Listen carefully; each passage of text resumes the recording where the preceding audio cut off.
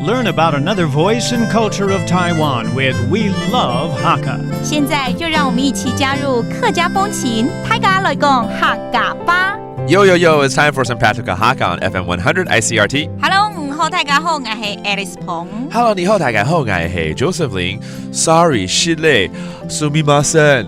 这都是跟对不起有关啊。对，那客家话就是失礼。失礼 ，OK， 谢谢跟对不起好像是我们常最会讲的两个词了哦。但对不起啊，我觉得最常用到的是什么，你知道吗？迟到。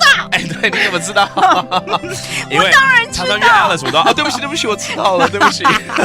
When you're late, a lot of people say sorry, and that's probably the most frequent time when we say sorry, don't we? All right, so 我们今天就来放一个就是迟到的状况好了。OK， 对不起，我迟到了。That means sorry, I'm late. 注意听哦。失礼。失礼。我慢到嘞。我慢到嘞哦，我慢搞哈，我慢到了哈，我慢到了。All right, that means sorry, I am slowly arriving or I am late. OK， 所以下次迟到干嘛？要扣钱哈？真的吗？没错，下次再迟到就要扣钱。我跟你讲，真的上班的哦，如果你常常迟到，老板真的会扣你钱。对啊。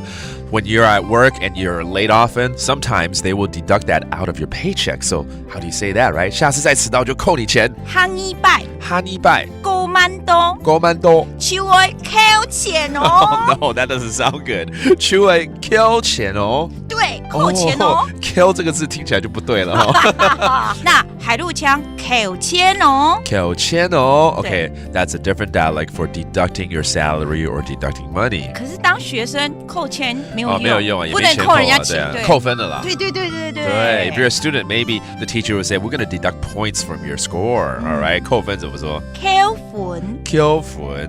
好了，这时候你要认知，就说我知道。Okay, I know. 好，我知道。好。爱迪嘞，然后要讲得很心虚，这样。爱迪嘞。Sorry.